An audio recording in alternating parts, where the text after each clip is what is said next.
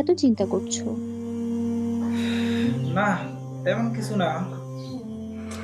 চিন্তা করছি আরফ তো বড় হইলো, এখন ওকে কি মাদ্রাসায় দিব না স্কুলে দিব সেটা নিয়ে একটু চিন্তা করতেছি আর কি। আরফকে তো অবশ্যই মাদ্রাসায় ভর্তি করব, কারণ আমি চাই আমার ছেলেকে একজন সৎ ও ভালো মানুষ হিসেবে গড়ে তুলতে। কেন, স্কুলে পড়লে কি সৎ এবং ভালো মানুষ হওয়া যায় না? চাই, তবে স্কুলে তো আর আমার ছেলেকে হাফেজ তৈরি করবে না, ইসলামের আলোকে জীবন চালনা করতে শিখাবে না। বরং মাদ্রাসায় দিলে এসবের পাশাপাশি অন্যান্য সাবজেক্ট পড়াবে যা স্কুলে পড়ায়। কথা তুমি খারাপ বলো নাই। স্কুলে পড়লে তো শুধু আধুনিক এবং দুনিয়ার শিক্ষাটাই অর্জন করবে, কিন্তু মাদ্রাসা শিক্ষা অবশ্য সে ইহকাল এবং পরকাল উভয় শিক্ষাটাই লাভ করবে, যা যা তাকে আবার পরবর্তীতে আমাদের আলাদা করে আরবি শেখানো লাগবে না। সবাই গেছে তুই যত যুবক তুই যাচ্ছে। আসসালামু আলাইকুম। ওয়ালাইকুম সালাম। কি অবস্থা, ভালো আছো তোমরা? ভালো আছেন? আছি আলহামদুলিল্লাহ ভালো। আমি আসলে মনে মনে তোমাদেরকেই খুঁজতেছিলাম। আমাদেরকে কি জন্য? তোমার ভাতিজে তো বড় হয়েছে, তো এখন ওকে তো কোথাও ভর্তি করানো দরকার। বাসায় তোমার আন্টির সাথে পরামর্শ করলাম, তো বলছে একটা মাদ্রাসায় ভর্তি করালে নাকি ভালো হয়। তো মাদ্রাসায় ভর্তি করালে মনে করো ইহকালীন শিক্ষা এবং পরকালের দোনরা শিক্ষাই সে পাবে। তো এখন আমি তো এলাকায় ভালো মাদ্রাসা কোনটা আছে তো আসলে অতটা জানি না। তোমরা তো এলাকায় বিভিন্ন সামাজিক কাজের সাথে জড়িত আছো, তোমাদের কাছে তো এটা খবর টবর থাকবে কোন মাদ্রাসাটা বেশি ভালো। তো সেই জন্যই তোমাদের খুঁজতেছিলাম। ও আচ্ছা, এই ব্যাপার। সমস্যা নাই তো, আরবকে তো আপনি তানজিমুল মিলাদ মাদ্রাসাতে ভর্তি করাতে পারেন। ইভেন কি রাজা আঙ্কেলের যে দুইটা নাতি আছে তাদেরকেও উনি এখানে ভর্তি করেছেন। বর্তমানে আমাদের এলাকার ভিতরে ভালো একটা প্রতিষ্ঠান থাকলে সেটাই আছে। আপনি চাইলে আরবকেও এখানে ভর্তি করতে পারেন। তো এখানে পড়ালেখার মান কি ভালো হবে? অবশ্যই ভালো হবে, কারণ এখানে আধুনিক পদ্ধতিতে বাংলা, ইংলিশ, তারপর বিভিন্ন গণিত বিজ্ঞানের পাশাপাশি হ্যাপস বিভাগও আছে নাকি শুনলাম। আর আরবকে মাদ্রাসায় ভর্তি করলে আলাদাভাবে প্রাইভেট পড়ানোর কোনো প্রয়োজন নেই। রাজা আঙ্কেলের নাতিরা পড়ো তো, আমি দেখি তো। আর ওরা একদম হাতে কলমে শেখায়। আমি একদিন গেছিলাম ওদের মাদ্রাসায়, দেখলাম পাঠদান খুব সুশৃঙ্খল, খুব সুন্দর। তাহলে ফ্রি থাকলে একটু চলো দেখি মাদ্রাসায় কিরকম অবস্থা, পরিবেশ একটু যাই ঘুরে দেখে আসি। আসলে আঙ্কেল একটু ফ্রি নিতে কাজে যাচ্ছি, তো কালকে চলেন রাজা আঙ্কেলের সাথে নিয়ে যাবি। আমার নাতি যেহেতু পরে এখানে, তাকে সাথে করে নিয়ে যাবো। আচ্ছা ঠিক আছে, তাহলে কালকে 10টার দিকে সবাই যাই একটু ভালো করে দেখবো আর কি। ঠিক আছে, আসি দাদা। আচ্ছা আল্লাহ ঠিক আছে।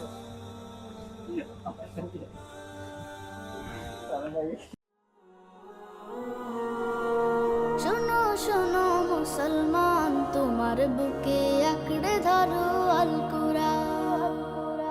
শোনো শোনো মুসলমান, তোমার বুকে আঁকড়ে ধরো আল কুরআন। কোরআন তোমার পথের দিশা। মাদ্রাসা অনেক সুন্দর, তারপরে শিক্ষার অন্যান্য মাদ্রাসার চেয়ে শিক্ষার মান অনেক ভালো। এর জন্যই আমার নাতিকে আমি এখানে ভর্তি করেছি। মুছে দেবে আমার নিশা, তোমার পথের দিশা।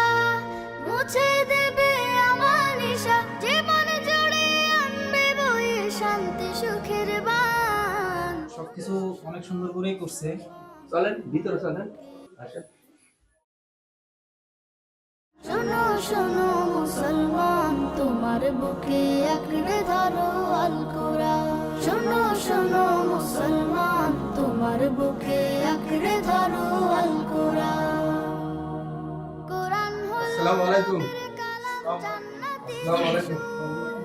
যার ওনারা আসছে আপনাদের সাথে কথা বলার জন্য সিনাতে আসছে। হাসে হৃদয়। আসসালামু আলাইকুম হুজুর। জি ওয়ালাইকুম আসসালাম রহমতুল্লাহ।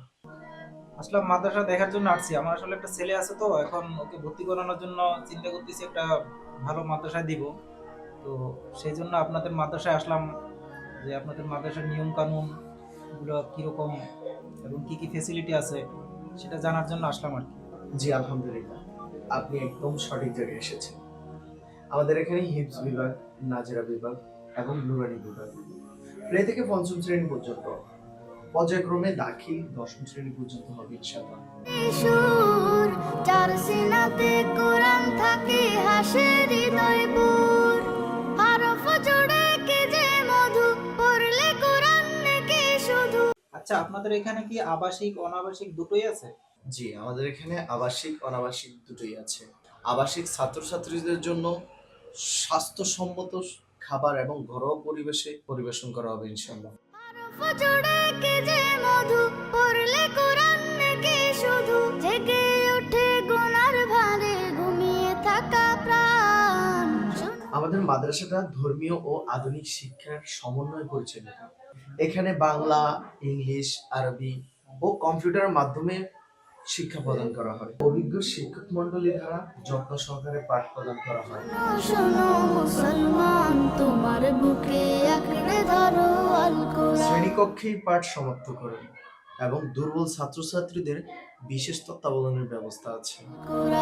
শোনো শোনো মুসলমান, তোমার বুকে আঁকড়ে ধরো আল কোরআন। যার বুকেতে নেই রে কোরআন ধূসর তাহার মন, পদে পদে পাপ কুলে তার হয় রে ইনশাআল্লাহ তাহলে আগামীকালকেই আমি আমার ছেলেকে নিয়ে আসবো। নেই রে কোরআন ধূসর তাহার মন, আসলে আপনাদের মাদ্রাসার পরিবেশটা অনেক সুন্দর, দেখে ভালো লাগছে। তার হয় রে ইনশাআল্লাহ আগামী কোরআন ছাড়া জীবন বিফল, জাহান্নামে হয় ফলাফল। কোরআন ছাড়া জীবন বিফল, জাহান্নামে হয় ফলাফল। বুকের ভেতর বাজে যদি অন্য সুরের তান, শোনো শোনো মুসলমান, তোমার বুকে আঁকড়ে ধরো আল কোরআন। শোনো শোনো মুসলমান, তোমার বুকে আঁকড়ে ধরো আল কোরআন।